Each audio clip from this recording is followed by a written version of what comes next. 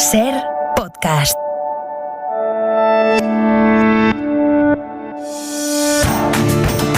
La Ventana, con Roberto Sánchez.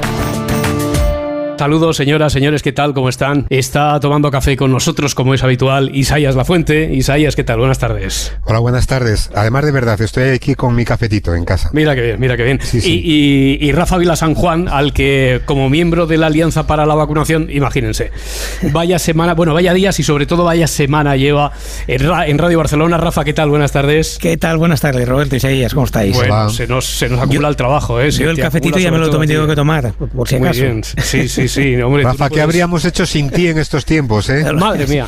Que no sería, si no fuera por mí, sería por otro, no os preocupéis. Bueno, ¿no? pero... Tienes que estar bien despierto porque no puedes bajar la guardia ni un momento. Después volveremos sobre lo de la vacuna, porque hay mucho que comentar, todo lo que ha ocurrido, todo lo que les hemos ido contando, e incluso algunas cosas en directo, aquí en la radio, en La Ventana, lo que acabamos de conocer también con lo que abríamos el boletín de las 4. Parece que empieza a verse alguna relación también entre la vacuna de Janssen y algunos trombos que podrían ser parecidos a los que está provocando AstraZeneca. Bueno, eso lo recuperamos enseguida, pero antes os propongo un ejercicio. Vamos a retrotraernos a la noche del 30 de marzo de 2020. La persona con la que vamos a hablar en ese momento escribe en un folio la palabra biblioteca y pega ese folio con un trozo de esparadrapo en una vieja estantería con ruedas cargada de libros. Esa persona se llama Ana María Ruiz López, es enfermera del Suma 112 en Madrid, y el lugar donde improvisó esa pequeña biblioteca portátil era el pabellón 9 del hospital de campaña de IFEMA, un hospital que recordaréis que se montó en lo más duro del principio de la pandemia. Y nacía así una pequeña gran historia bautizada como La Biblioteca Resistiré, una historia que nos habla del poder sanador de la lectura y que su protagonista ha plasmado a su vez en un libro que lleva por título precisamente ese, el de Libros que salvan vidas. Comencé mi ronda dejando que aquel primer carro de la biblioteca de IFEMA hiciera su labor y me fui a vigilar a mis pacientes, especialmente a Juan Ángel. Me aseguré de que los que dormían estuvieran en buenas condiciones y a quien estaba despierto le ofrecía consuelo, medicinas y ahora, por fin, libros. De reojo, comprobé cómo muchos de mis pacientes se pasaban por delante del carrito a altas horas de la madrugada y se paraban para escoger algún ejemplar. No puedo describir las sensaciones que me invadieron cuando vi, poco después, esa misma noche, a varios pacientes leyendo. Ya habían comenzado otra historia. Ya viajaban a otro lugar. Ya interaccionaban con otras personas y personajes y tenían cobijo. Los libros estaban consiguiendo sacarlos del hospital para llevarlos a otro lugar. Harían volar su imaginación y les darían la compañía que tan necesaria resulta en el proceso de recuperación. Ana María Ruiz López, ¿qué tal? Muy buenas tardes. Buenas tardes, Roberto, Isaías, Rafa, a todos los oyentes, buenas tardes, estoy muy emocionada. Hola. Estamos Nosotros emocionados también, todos, Ana María. Claro, todos estamos emocionados y yo que, bueno, cada uno está en un punto, no nos vemos ninguno, pero todos hemos sentido la emoción que a la vez estaba sintiendo Ana María cuando leía, cuando escuchaba cómo se hacía palabra aquí en la radio, aquello que tú viviste, Ana María, esto que has escrito, esto que nos trasladabas. Yo me he quedado con una frase, no puedo describir las sensaciones que me invadieron cuando vi, poco después, esa misma noche. Ha pasado un año, ¿ahora serías capaz de describir aquello que sentiste, Ana María? Creo que tampoco, fíjate, porque es que fue tan intenso y tan bonito que a veces las emociones cuesta mucho describirlas, y es verdad que lo que he tenido el gusto y el placer es de poder contar mi relato, de que a la gente le llegue este mensaje, de que incluso en momentos tan feos y tan tristes como es esta maldita pandemia y la creación de un hospital de campaña, pues pasaron cosas tan bonitas como aquello de los libros, otras también, pero es que a mí lo de los libros es que me marcó de tal manera que quería contarlo y compartirlo con el lector y ahora con los oyentes. Os doy las gracias por darme voz. No, gracias a ti por todo, por ponerlo así en negro sobre blanco y por contarlo aquí. Oye, te iba a preguntar cómo surgió, pero bueno, en este libro incluyes una cita de Florence Nightingale, que es la que se considera precursora de la enfermería moderna, al menos, que dice que la lección más importante para una enfermera es la de observar, y aquello nació en ti de la observación, de lo que veías día a día, noche a noche allí, ¿no? Sí. Sí, sin duda. Yo nada más llegar allí, lo primero que vi fue ese panorama, esta escena oscura donde solo había pacientes solos que necesitaban, aparte de medicación, pues también compañía. Y si la más grande dijo que había que observar, y es lo que hacemos a diario, también cuidar, necesitaba ayudantes para dar calidad en esos cuidados, porque es que no teníamos tiempo de sentarnos un ratito a charlar con los pacientes y humanizar un poco más nuestros cuidados. Entonces, al observar la situación y al ver lo que allí me encontré, tuve claro que allí hacían falta estos pequeños ayudantes que son muy grandes, que son los libros, y bueno, ahí ha quedado demostrado que hicieron una labor fundamental en IFEMA. Una extensión iba a decir, de la enfermería propia, ¿no? Como vocación de ayuda, ¿no? Yo lo que te iba a agradecer precisamente es que hubieras escogido esta profesión, porque gente como tú es lo que hace. Todos los que estamos aquí, yo creo que hemos estado ingresados alguna vez en un hospital, y todos sabemos que el médico viene, pues, su cuartito de hora por las mañanas a ver cómo va todo, pero que con quien te pasas el día de verdad es con la enfermería, con las enfermeras, los enfermeros, que son los que, aunque no puedas, como tú decías, no puedas hablar, están siempre ahí, te acompañan y sabes que están ahí. Y eso en el fondo es lo que supongo que también te llevó a pensar, pues el libro es lo mismo, porque debes ser una gran lectora, ¿no? Sí. Bueno, yo alzo la voz en nombre de todos mis compañeros sanitarios, los enfermeros, por supuesto, de los que estoy tremendamente orgullosa, y también el personal no sanitario. Es que el mejor verbo que puedo conjugar en estos momentos es el de cuidar, y nosotros nos dedicamos al cuidado del paciente, porque, como dije en la gala, la cura no siempre es posible, pero el cuidado sí lo es. No solo se le cuida al paciente que está enfermo. Yo creo que todos en un momento determinado de la vida cuidamos al de al lado, ¿no? Entonces, el ofrecer cuidados a la gente, a la persona que quieres y a la que no conoces también, es algo muy bonito. Y cuando no puedes hacerlo de la manera que tú quieres, yo soy una charlatana que me encanta sentarme un ratito con el paciente a preguntarle cómo está, o simplemente a estar ahí a su lado, pues es que no se podía. Entonces, como soy una gran lectora, un amante de los libros, y creo firmemente en sus beneficios, en los beneficios que da la lectura, pues tuve claro que desde el principio, bueno, que ellos me iban a ayudar, y de verdad que es que fue precioso. Esa imagen no la voy a olvidar en mi vida, de en el momento que yo puse mis libritos y los de las señoras, mis amiguitas del club de lectura, a las que admiro, les mando un beso con vuestro permiso. Yo veía a los pacientes leer y ya estaban acompañados, ya tenían una compañía, una ventana abierta a otro sitio, y es tan bonito que me gusta mucho contarlo, porque es muy real y algo maravilloso. Ana María, yo creo que más que charlatana eres una buena conversadora, y bueno, ya sabemos que salvo que uno tenga muy mala leche, uno solamente recomienda lo que le ha ido bien en su vida. Así que si tú recomiendas leer a tus pacientes es porque a ti la lectura te ha ido bien. Pero hasta el punto de llegar a salvar tu vida en algún momento crítico, ¿un libro te ha ayudado a salir adelante? A mí constantemente, es decir, pues lo último durante esta pandemia, la primera ola, a mí me llevaron a otro sitio Luis Zueco, también Mariana Izaguirre, también el Quijote, es decir, constantemente la lectura es la compañía que tú eliges. Ahora, por desgracia, en estos momentos que tenemos de aislamiento y soledad, no podemos abrazar o sentirnos o estar acompañados por la gente que queremos, tu familia, tus amigos, quien tú quieras, no se puede ahora, y además por amor, es decir, yo no le doy un abrazo a mi madre no porque no la quiera, sino que por amor a ella, para protegerla, no se lo debo dar. Entonces, a un libro sí lo puedes abrazar y puedes estar con él y puedes dejar que te lleve donde tú quieras.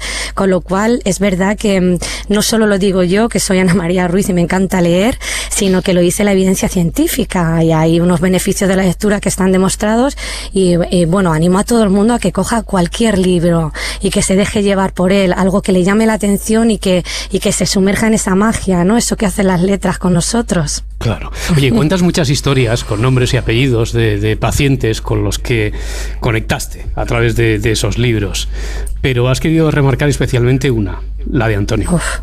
Ay, sí. No puedo hablar mucho porque me emociona tremendamente. Yo soy una persona altamente sensible y cuando cuento las cosas las vivo muy intensamente. Además, uno de los mejores piropos que me han dicho después de haber leído el libro a algunas personas era que según leían el libro como que me estaban escuchando, es decir, yo tal cual hablo, escribo. Entonces para mí eso es un piropo porque descargué mi corazón, corazón entero en esta pequeña obra, y también, bueno, pues mi corazón ya está formada por esas situaciones, por esas sensaciones y por esos momentos que yo vivía en IFEMA, y uno de ellos fue Antonio, otros muchos también, pero yo quise contar el caso de Antonio porque él representa a mucha gente que se ha marchado. Entonces, bueno, y yo no quiero que el libro sea triste, creo que no lo es, que es esperanzador, que es positivo, pero esta es la realidad. Estamos viviendo una pandemia, yo le pongo siempre el maldita delante porque es una maldita pandemia, y están pasando cosas feas, pero bueno, también cosas bonitas. A mí Antonio me dejó mucho y me dejó muy marcada, y bueno, dicen que nadie muere si le mantienes vivo en tu recuerdo. Entonces, para mí es un placer tener en mi recuerdo a Antonio, y sé que la gente que ha perdido a alguien les tiene en su recuerdo, y así les mantiene vivos. Antonio, por lo que cuentas en el libro, era lector, porque te hizo una recomendación muy precisa y muy interesante. Bueno, intercambiaste recomendaciones, ¿no? Pero entre esos pacientes a los que tú has mirado con emoción porque cogían uno de esos libros de tu biblioteca improvisada, ¿has descubierto también a gente que no había leído nunca o que hacía años que había perdido el gusto por la lectura? Sí, a gente de todo tipo, vamos, no solo yo, es decir, yo empecé la biblioteca y luego durante todo este tiempo estuve en ella, pero luego se añadió muchísima gente al trabajo de esta biblioteca, una compañera de Samuel, un escritor, mucha gente, y entonces hay muchísimas historias en torno a la biblioteca, pero además historias incluso divertidas. Yo hay alguna que cuento en el libro que es de un paciente que no leía, no le apetecía leer, cada uno tiene sus gustos y su ocio y hace con su vida lo que le apetece, y este chico no era lector, pues yo sabía que algún libro le iba a hacer bien, porque allí la soledad era tremenda, y bueno, y el espacio es que IFEMA no era un hospital, se intentó hacer un ambiente lo más hospitalario posible, pero es que era un hospital de campaña, es decir, tú estás en un hospital, estás en una habitación y tienes tu baño y tienes tu espacio, pero allí no, allí estaban todos con su espacio de distancia de seguridad, pero estaban todos juntos, y era un hospital en el que, aunque había mucha gente, había muchísima soledad, y hay ciertos libros que te cambian de una manera, pues bueno, como la que cambió a mi paciente, pues Wilfredo, lo cuento en el libro, y le cambió hasta el humor. Yo conseguí poner entre sus manos el libro del Principito, y de verdad os aseguro que fue, que hizo una labor fundamental en el estado de ánimo de este chico, y él no leía. Luego los lectores, pues encantados, claro, porque tenían ahí su disposición, pues, de todo, porque ahí llegaron libros. Yo no me cansaré nunca de dar las gracias de la cantidad de gente que mandó libros, de la cantidad de gente que se ofreció para ayudar al paciente, para acompañarle y para participar en este proyecto. Es que no me puedo cansar nunca de dar las gracias. Y qué buen criterio, ¿no? Porque entregarle a alguien el Principito, ese príncipe solo en el planeta, a una persona que precisamente no está sola, pero se siente absolutamente sola en un palacio de congresos, ¿no? Ahí montado como hospital, pues debe ser una maravilla descubrir la lectura. Debe ser, o sea, no me imagino la cara de felicidad que se te debía poner cada vez que veías al paciente que seguía con las páginas, ¿no?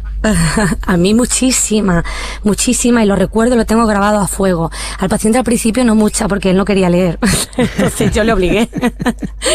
Entonces yo decía, por favor, ya hazlo por mí. Yo era la enfermera pesada que le obligaba a leer, pero lo conseguí. Entonces me reía mucho porque le dije que se lo tomara como una medicina. Hay veces que tomas medicinas que no te apetece, que están muy malas o que no te gustan.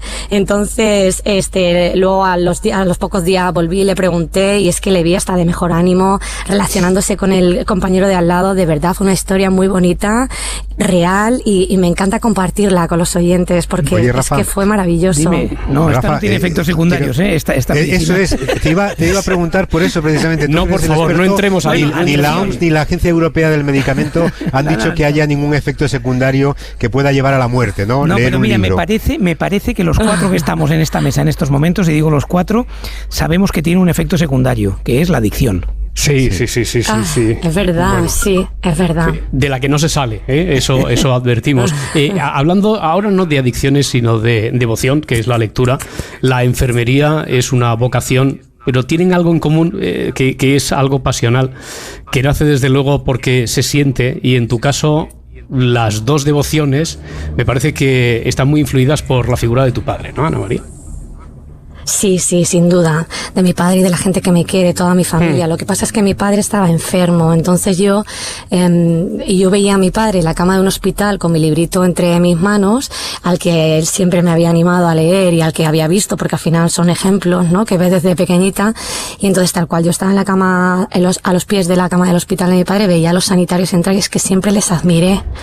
Esa luz que da un sanitario al entrar a una habitación, o solamente ya con la sonrisa, pues bueno, la verdad que y tú querías ser esa luz, tú querías ser esa luz. Yo quería ser como ellas. Yo lo decía, que yo quería ser como ellas, o el consuelo, o el curar a mi padre, el cuidarle, ¿no? En mi familia no hay sanitarios y soy yo la única que ha salido sanitaria, pero por fruto de la admiración, ¿no? Y luego pues el cuidar, ¿no? Mi madre no es sanitaria, pero cuidaba de mi padre o cuidaba de nosotras.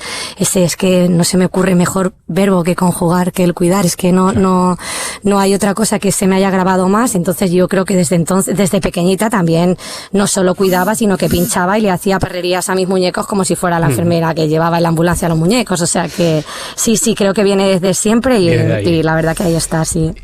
Compartes una reflexión que a mí me ha parecido preciosa, que leíste en algún sitio y que dice algo así como que cuando ves a alguien leyendo un libro que te gusta, es el libro el que te recomienda a esa persona. Fíjate, es una frase que yo había leído pues en las redes sociales. Bueno, al final yo pienso que somos de lo que nos rodeamos y también de lo que leemos. Yo digo muchísimas citas en mi libro y la mayoría son de alguien, ¿no? De alguien a quien admiro, bueno, nada menos que de García Lorca. Bueno, hay muchísimas frases y si le echáis un vistacillo al libro que de gente a la que yo admiro un montón. Y sí, sin ninguna duda, pues yo pienso que la lectura está ahí, que es beneficiosa y que es algo que también tenemos que contarlo, ¿no?, a los cuatro vientos y que la gente sepa que hay evidencia científica de que sana. No es que yo, Ana Ruiz, diga esto es muy bueno, no, es que la lectura sana, se crean interconexiones neuronales, pues por el efecto de la llamada neuronas espejo. Es decir, si tú estás leyendo que alguien está sintiendo una emoción, va corriendo o siente alegría, pues en tu cerebro se genera también esa emoción, ¿no? Y es buena para ti porque previene la degeneración cognitiva. Es decir, bueno, a mí se me llena la boca hablando de la lectura y no me canso de recomendársela a la gente. Otra de esas citas a las que imagino hacer referencia es de Virginia Henderson, que dice: la enfermera es temporalmente la conciencia del inconsciente, el amor de vida para el suicida, la pierna del amputado, los ojos del recientemente ciego, el medio de locomoción para el infante y una voz para aquellos demasiado débiles para hablar. Sí, bueno, es que nada menos que Virginia Henderson, es lo que os decía. Bueno, las madres, ¿no?, de la enfermería, y también es que como para mí la profesión que yo desempeño es la más bonita del mundo. Además tuve suerte de poder, no solo de elegirla, sino de poder, yo me dedico en cuerpo y alma a la enfermería. Es algo que... ¿Lo sigue siendo, Ana María? ¿Lo sigue siendo? ¿Sigue siendo después de este año que has vivido? ¿Sigue siendo la profesión más bonita del mundo? ¿Más todavía? Más, para mí más todavía. Oye, sí, yo estoy en primera línea desde el primer momento. Luego, aparte de toda la pandemia, también he estado en Filomena, también he estado, pero como tantísimas otras personas, es decir, somos muchos los que nos dedicamos a esto. Yo alzo la voz una vez más y siempre en nombre de todos mis compañeros, y si antes era bonita, ahora lo es más. Porque, bueno, lo que pasa es que yo creo que hay ahora una evidencia de que hacemos falta, ¿no? Y que, bueno, pues hacemos falta más. Somos pocas o pocos. Bueno, mis compañeros sanitarios o los enfermeros, les gusta incluso a ellos llamarse enfermeras, es bonito, divertido también. Oye. Entonces, si antes era bonita, ahora más, porque hacemos muchísima falta y nos adaptamos a cualquier situación. Los enfermeros. Mira cómo lo celebraba Rafa por ahí, el que para ti sea más bonita todavía, sí, cabe, ¿no, Rafa? Sin ninguna duda. Bueno, es que es algo, de verdad, os puedo decir que se me llena la boca y el alma, porque es que de verdad hacemos muchísima falta. Yo recuerdo en IFEMA los primeros días, a mí no me gusta contar cosas tristes, pero bueno, esta es una realidad.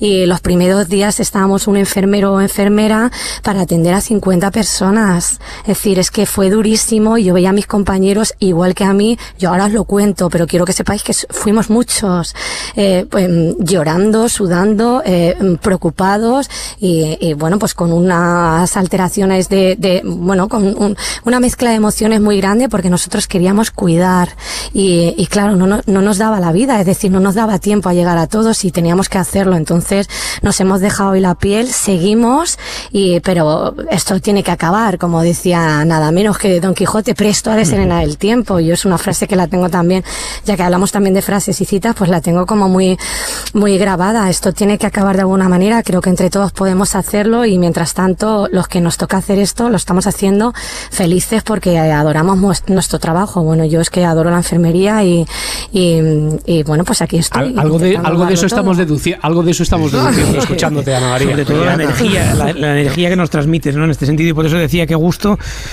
pues eso, ¿no? Que sigas teniendo toda esa energía que transmitir después de haber pasado un periodo tan traumático, ¿eh? Hay mucha gente que no supera estos periodos tan traumáticos, y te lo digo por experiencia, porque he trabajado en ámbitos de conflicto y mucha gente, pues después de la primera experiencia decía, uy, esto no era lo mío, ¿no? Y en cambio aquí, bueno, pues ver que gente como tú estáis todavía ahí, y además te voy a decir una cosa, decías, bueno, esto acabará, pero seguiréis siendo exactamente igual de necesarios, de útiles y de estar allí. Sí. Y sería un gusto, es un gusto para cualquier paciente tener gente como tú al lado, que como decías tú, que lo he oído por primera vez, aunque no tengas cura, tendrás cuidado. Así es, muchísimas gracias por tus palabras, me halagan, y bueno, solo espero que pronto podamos vernos, abrazarnos con toda la gente que queremos, con vosotros, y bueno, pues es un placer hablar con vosotros. Es un placer y ha sido muy emocionante. Ana María Ruiz López, Libros que salvan vidas. Un beso muy fuerte y muchas gracias por todo. Gracias, muy agradecida. Cuidaos mucho. Gracias, igual. Ánimo. Adiós. La Ventana, con Roberto Sánchez. Don't wanna hold your gaze. I'm scared what I might see there. Found myself in this place, and I'm a burning fire. Y estando tomando café como hacemos cada viernes con Rafa Vila San Juan, y sabiendo cómo ha ido la semana, bueno, y como subrayábamos, arrancando por ejemplo, porque es que se van solapando una noticia tras otra. Empezábamos el boletín de las 4, la Agencia Europea del Medicamento ha confirmado que también investiga posibles vínculos entre la vacuna de Janssen y 4 casos de trombos que se han detectado. Bueno, pues con todo ese contexto, ¿sobre qué podría ir hoy también la polémica de Isaías? Sobre las vacunas. La polémica de Isaías Lafuente. Bueno, ya sabemos que los lugares comunes brotan y se extienden en la conversación pública como florecillas en primavera. La última creación a partir de la polémica sobre los efectos secundarios preocupantes pero ínfimos de la vacuna AstraZeneca es que si leyéramos los prospectos de cualquier medicamento no tomaríamos ni un paracetamol. Y hombre, por si algún despistado cree que se está invitando a tirar los prospectos a la basura, debemos prevenirle y recordarle que el prospecto es el manual de instrucciones del medicamento, más imperfecto cuanto más reciente sea el producto, y si es reciente y su uso además masivo, como el caso de estas vacunas, pues claro, la letra pequeña de la letra pequeña puede adquirir en algún momento dado caracteres monumentales que no se corresponden con la proporción entre bondades y riesgos del producto.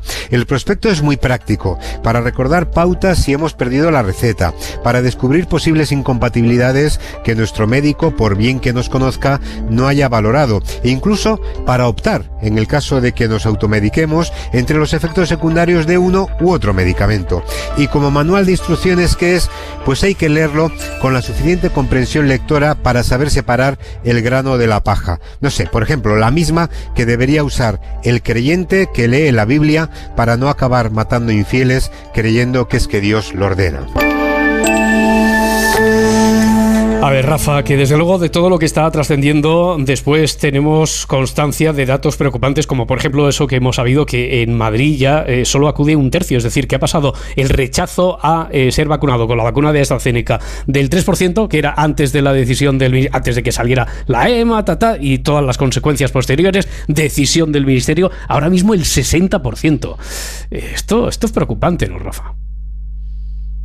tener una campaña de vacunación por un lado y una campaña de comunicación mal llevada por el otro, ¿no? Y cuando digo campaña de comunicación, digo se está comunicando mal desde muchas instancias, empezando por la propia Unión Europea, empezando quizás también por nosotros, como divulgadores de lo que está detrás de cada una de las vacunas y continuando, por supuesto, por todo lo que significa, pues, el gobierno, las comunidades autónomas, los responsables, ¿no? Es decir, es verdad que estamos metidos en una retransmisión casi en directo de lo que podría ser una liga de vacunas, ¿no? Y entonces estamos ahí pensando si Pfizer y Moderna están jugando para Champions, si las otras están jugando para UEFA, si hay algunas que descienden, otras que se quedan por el camino, y eso no facilita el que la gente tenga confianza. Entonces, lo hemos dicho muchas veces aquí en el programa, ¿no? Es normal que la gente dude cuando te has de poner algo cuando estás sano, no tanto como ahora apuntaba Isaías, efectivamente, cuando te tomas una aspirina porque tienes un dolor de cabeza, lo que quieres es que se te pase aquel maldito dolor de cabeza y por lo tanto te tomas aspirina o te tomas el ibuprofeno, te tomas lo que sea y ni siquiera te has leído el prospecto, efectivamente, que es muy interesante porque te pondrá, pues eso, ¿no? Que entre 1 y 10 casos cada millón, te pondrá cada 1000 pacientes, pues tienen una serie de consecuencias, cada 10.000 pacientes tiene otra y cada 100.000 pacientes tiene otra, que ya se consideran efectos raros o muy raros, ¿no? Claro, lo que pasa es que lo de otros prospectos no es tan visible porque no se aspiriniza, si se me permite la expresión, a toda la población, o se intenta aspirinizar el mismo día, a la misma hora, a toda la población mundial, sino que de forma muy esporádica y esparcida por ahí por la geografía se toman aspirinas, y esto es otra cosa, claro, estamos vacunando o intentando vacunar a gran parte de la población mundial y por lo tanto serán muy llamativos la aparición de esos efectos contraproducentes, ¿no? Exacto, por otra razón fundamental, porque la vacuna es un beneficio colectivo y por lo tanto mucha gente dice, a ver si voy a ser yo el del millón cuando no tengo nada. Mientras que cuando estás enfermo te tomas el medicamento, ¿no?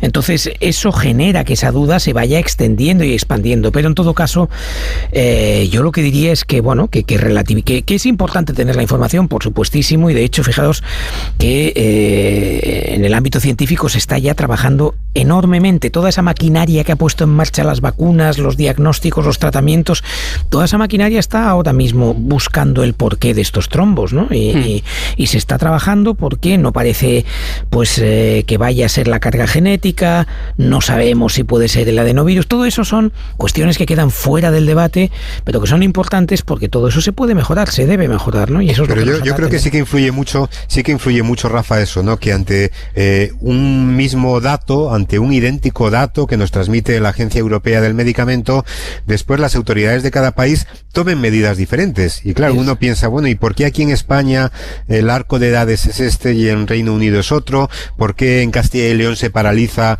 y en Madrid no? Etcétera, ¿no? O sea que yo creo que aquí también está fallando, aparte de la comunicación de algo que nos está arrollando, pues las diferentes medidas políticas a partir de datos que son científicos. Sí, eso es desastroso, ¿no? Y sobre todo es desastroso cuando no se explica. Es decir, existe una razón por la que Gran Bretaña puede tomar una decisión diferente a la mayoría de países europeos. Esa razón es porque ha vacunado a un número de gente, a un porcentaje de su población mucho mayor. Por lo tanto, la población británica en estos momentos está menos a riesgo que la población europea frente a la enfermedad, frente al virus. Como está con menos riesgo, se pueden tomar decisiones de decir, en según qué franjas de edad, el riesgo ya no nos compensa y no vamos a utilizar esto porque tenemos otras vacunas. En Europa esto no pasa. Entonces, estamos más o menos todos los países al mismo nivel de vacunación. Unos 2% para arriba, otros 2 para abajo, pero estamos más o menos igual. Han venido el mismo tipo de vacunas. Se está vacunando más o menos con los mismos protocolos. Luego, lo que nadie entiende es que una vacuna en un lado se dé hasta los 50, en el otro se dé a partir de los 60 y en otro se dé a los 69. Eso genera más dudas, más incertidumbres. También, si hubiera una postura común a qué se hace con aquellas personas que han recibido una dosis de AstraZeneca y fuera también común, ya que compramos de forma común en la Unión Europea, ya que tenemos una agencia del medicamento, pues si saliera, como decía Isaías, una voz, un interlocutor y dijera creemos o nosotros recomendamos encarecidamente, ya que ellos no pueden legislar, pero recomendamos encarecidamente que el protocolo a seguir para los que solo habían recibido ahora una dosis sea este. Pero nada, es que ya es estamos escuchando 27 opiniones diferentes. Sobre todo porque aquí ya empiezan a entrar pues las percepciones de cada uno y de otro, de las percepciones políticas, de cómo me reaccionará mi población, de qué es lo que tengo que decir. Unos reaccionan de una manera, otros están esperando a ver si tienen más evidencia científica de otra. A ver, aquí hay un tema, yo no me iré hoy del programa sin decir lo que quería decir, que lo voy a decir. Digo. Es, con los datos que tenemos en estos momentos, la vacuna de AstraZeneca es muy segura para la mayoría de la población española por encima de 18 años. Y quizás se puede poner alguna barrera, desde luego se tiene que poner alguna reserva en algunos grupos que puedan tener antecedentes clínicos que conlleve el no ponerla, pero en todo caso el ponerla de 60 a 69 años tiene una ventaja, y es que recuperamos grupos de personas a riesgo, y por lo tanto volvemos a una cierta normalidad de campaña de vacunación, pero tiene otro problema, que es que tenemos ya a unos cuantos millones de personas vacunadas con AstraZeneca y que tenemos que darles una segunda dosis. Y aquí, ¿qué se hace? Bueno, lo primero que hay que hacer es tener claridad, y es decirles que nadie se preocupe, nos queda un mes para que las vacunas empiecen a cumplir el periodo en el que hay que dar la segunda dosis. Y, por lo tanto, en este mes tenemos que dar una solución a todos ellos. Lo que no sería aconsejable desde nuestro punto de vista es dejar a la gente con una dosis. Es mejor que tenga la segunda.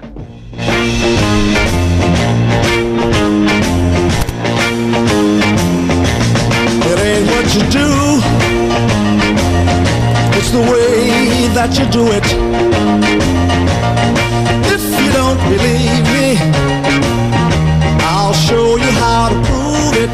Bueno, mira, Rafa, Isaías, por salirnos un poquito, que hace falta que nos vayamos oxigenando, pero sin perder de vista la franja esa, que tanto ha sonado esta semana, de el límite de 60 para arriba, de 60 para abajo. Esto puede que no sea casual, que siempre se ponga de referencia, sea para vacunas o sea para muchas otras cosas en la vida, la franja del límite, de la línea roja que marcan los 60 o 65 años. Porque, a ver, yo les propongo a ustedes que nos escuchan una cosa. Busquen en Google imágenes pareja apasionada, así, pareja apasionada, imágenes. A simple vista todas, y cuando digo todas, digo todas, las fotografías son de parejas de 20, 30 años, como mucho 40, pero muy bien conservados. Tan solo hay un par de fotografías de personas de más de 60 años en actitud apasionada, y las dos fotografías pertenecen a un estudio que ha hecho Picolín llamado Seniors, Pasión y Sexo, que, bueno, ha hecho este estudio porque pretende conocer mejor las pasiones que tiene la generación boomer. ¿Sabéis lo que es esto de la generación boomer, no? La que nos adjudican ya los que estamos ahí rondando esa edad, que somos de la generación del boom y que dicen que no nos enteramos de lo que ocurre por ahí, de lo que está en el radar de las redes y esas cosas. Bueno, también pretende este estudio ahondar en el prejuicio social que existe sobre el sexo pasado los 60, porque sí, existen suposiciones remilgadas y una concepción arcaica de la vida sexual a partir de una determinada edad, a partir de esa edad. Lucía Taboada, buenas tardes. Buenas tardes, Roberto. Pues la encuesta se realizó entre 500 españoles mayores de 60 años y el 89% afirma que las generaciones más jóvenes subestiman sus vidas sexuales, esos tabús a los que hacía referencia. Vamos a los datos concretos. Para 2 de cada 3 personas mayores de 60, el sexo y la pasión son igual o más importantes que hace unos años. De hecho, el 82% se considera satisfecho con su vida sexual. Yo he hablado con una pareja de más de 60, Pachi y Rosa, que me responden a esa misma pregunta, si se consideran satisfechos sexualmente. Claro que sí, yo tengo una vida sexual muy satisfactoria.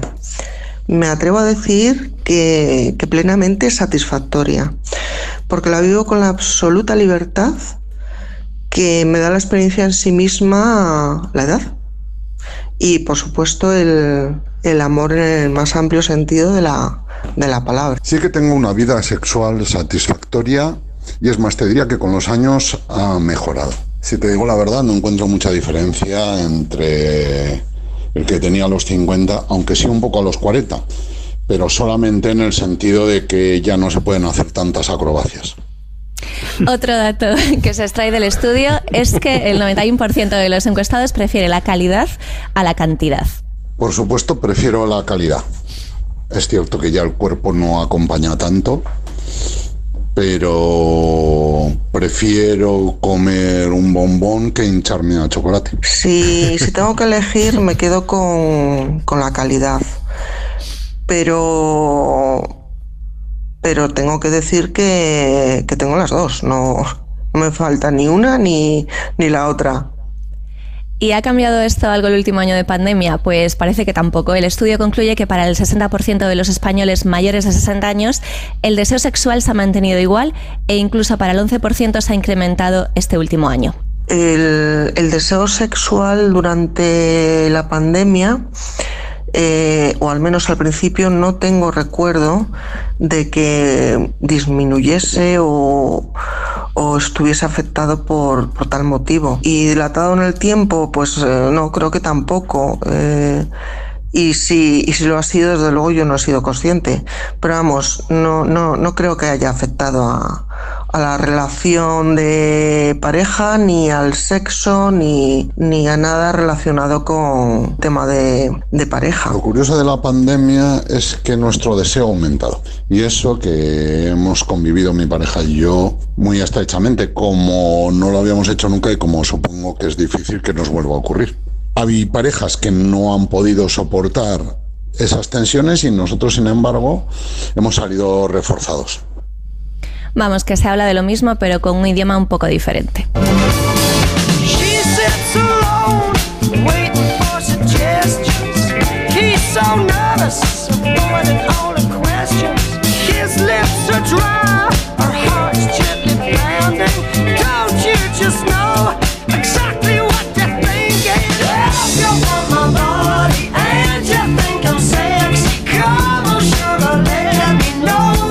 Sexy por los 60, que estaban viviendo. Cantidad, calidad, acrobacias. Bueno, tenéis la palabra, lo digo por si es un día de ánimos. Sí, es un día de ánimos, porque estando en vísperas de los 60, pues escuchar aquí a esta pareja pues te llena de esperanza de que todo va bien. A mí me parece que es muy interesante, ¿no? Es decir, esto es una campaña comercial, por supuesto, tiene una firma, que es una firma, ¿os acordáis de la Miplin? Claro, ¿no? Bueno, pues aquí pasa un poco lo mismo, es decir, esto del sexo de los mayores a Miplin, no, hay que mirarlos, ¿no? Y la campaña tiene una fotografía que es muy hermosa y es una fotografía, bueno, con dos personas maduras, pues que están en una actitud, digamos, apasionada, y eso está muy bien. Yo siempre recuerdo, cuando escribí el libro de las mujeres y hablé con Rosa Regás, que me decía, dice, lo peor que tenéis los hombres, Isaías, no es que no nos queráis a las mujeres, que nos queréis mucho, es que no nos veis. Bueno, pues yo creo que con las personas mayores, pues nos pasa un poco lo mismo, ¿no? Nos pasa también un poco con los adolescentes. Hablamos mucho de los adolescentes y de los mayores, pero no hablamos con ellos, no los escuchamos, no los vemos. Su imagen no es referencia, porque a lo mejor no vende tanto como la imagen de dos personas jóvenes, ¿no? Bueno, pues yo creo que hay que empezar a mirarlos y hay que empezar a escucharlos, como hemos escuchado a esta pareja, a Pachi y a Rosa, para que nos cuenten lo que es una evidencia. Oye, que siguen viviendo la pasión y el gusto por el sexo a los 60 años, pues como lo vivían a los 20, de una diferente forma, quizás menos acrobática, como decía Pachi, pero también con pasión, como no. Pero de la Miplin que tú decías, que era cuando yo tenía, pues no sé, 20, 22, 25 años, no sé, no creo que tuviera mucho más, a hoy, fíjate que también ha pasado otra cosa, por lo menos a mí, que es, yo veía entonces a mis padres de 60, pues muy mayores, los veía muy mayores, ¿no? De 60. Yo recuerdo cuando mi madre cumplió 38 años, que pensaba que era una señora, pero muy mayor. Es que eso lo tengo grabadísimo. Entonces, claro, esa visión yo creo que, no sé si está cambiando y no sé si nos ven ya como unos vejestorios, pero también el sexo influye en todo eso, es decir, el mantener una vida activa en todos los sentidos, cultural, sexual, en fin, de pareja, todo eso también significa que somos un poco más jóvenes, yo creo. Bueno, pues la jovenzuela Taboada nos lo contó. Lucía, muchas gracias, buenas tardes. Hasta luego, Lucía.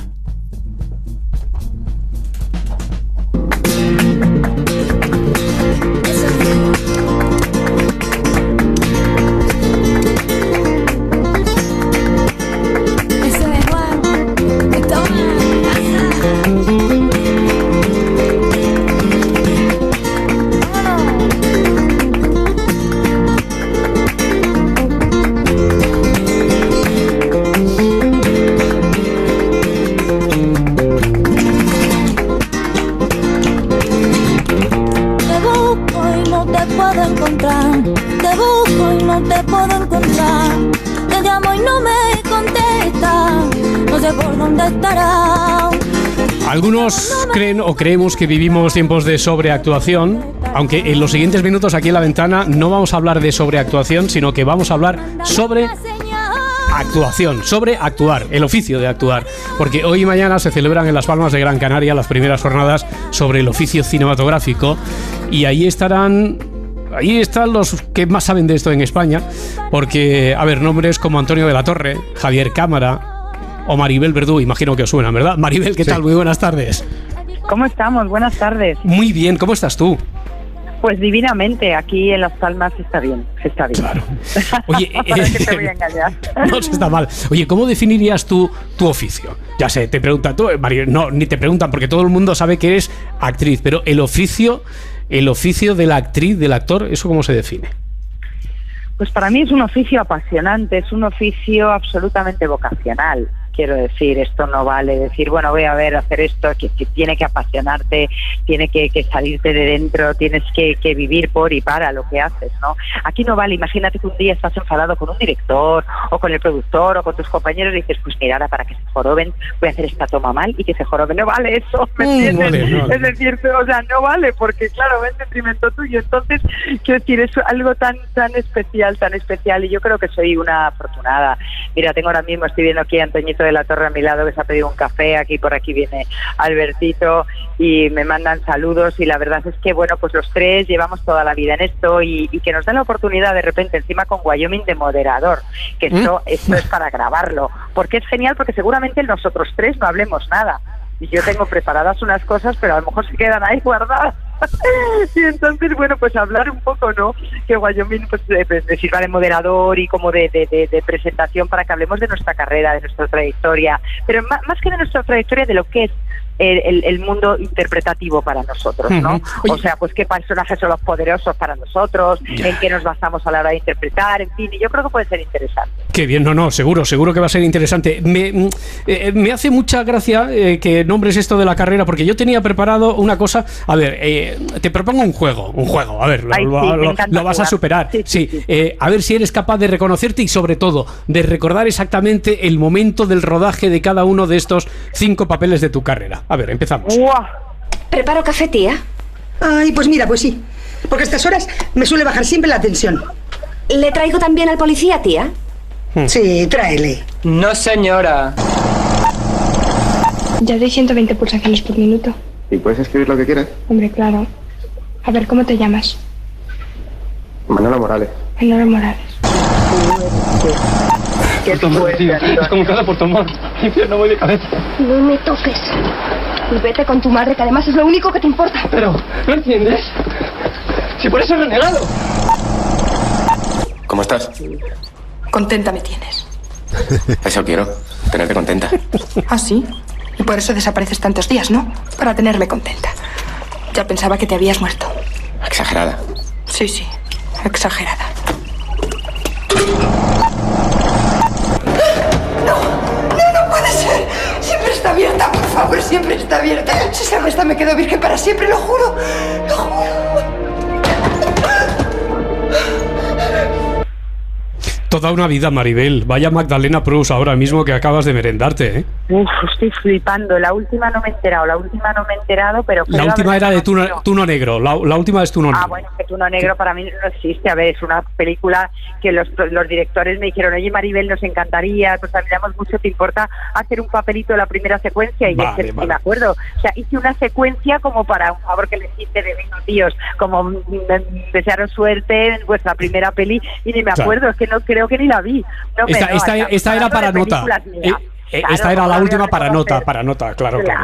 Pero reconozco la primera, La Sangre de Vallecas, si no me equivoco. Por supuesto, sí. Creo que he reconocido El Año de las Luces, ¿puede ser?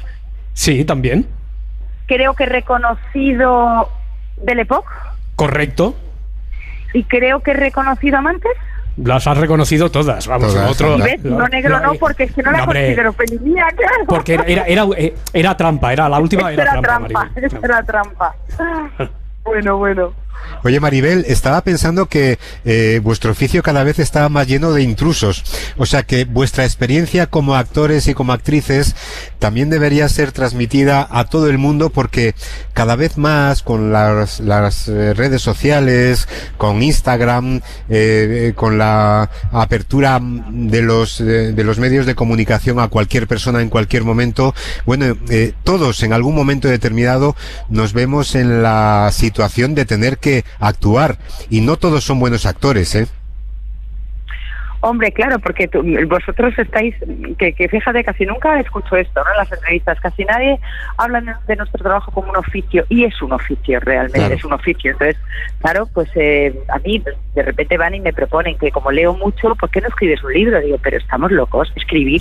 O sea, creo que es el trabajo que yo más puedo respetar del mundo. O sea, ¿qué tendrá que ver ser lectora con escribir? Y sobre todo con escribir bien.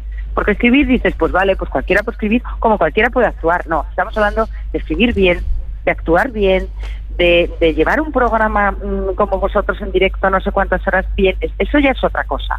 Entonces, lo que pasa es que luego del intrusismo, chico, también hay que dejar que la gente dice, no, pues hay un presentador, pues que ahora está haciendo de actor.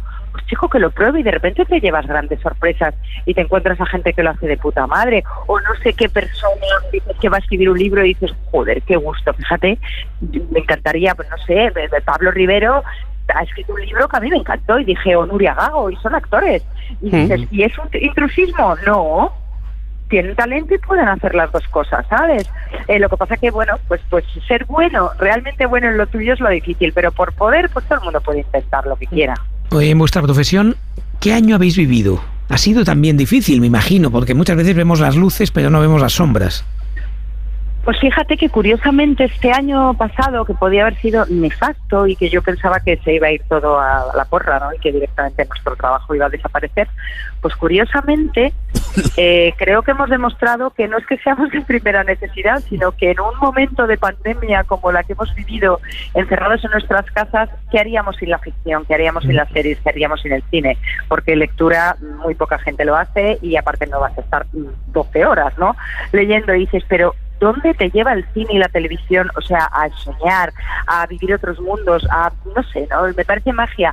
Y entonces realmente ahí dices, joder, qué importantes son los cineastas y los actores y todo. Y creo que han sido todavía tan valientes los productores como para, con unas medidas de seguridad ejemplarizantes y dificilísimo y complicadísimo, se han llevado a cabo series, películas. Yo había dejado justo en mitad de la pandemia una preparación de una serie, y bueno, y la retomamos y la hemos rodado durante 5 meses, tío, y ha sido muy, muy especial. Y ahora, pues yo curiosamente, nuestra profesión, sabes que se ha visto reforzado, o sea, porque hay más trabajo y más proyectos que nunca, porque yo creo que se está viendo la necesidad de producir ficción para que la gente la consuma. Claro. Sí, porque la ficción y la cultura nos ha salvado y ha sido nuestra válvula de escape. Sí. Maribel Verdú, que ha sido un placer. Te vienes por aquí en cuanto puedas, que tenemos en la redacción un montón de libros aquí preparados que te estamos guardando para cuando llegues por aquí por la mejores, ¿de acuerdo? Me imagino, ¿no? Que Carles os tiene ahí bien aleccionados. Claro.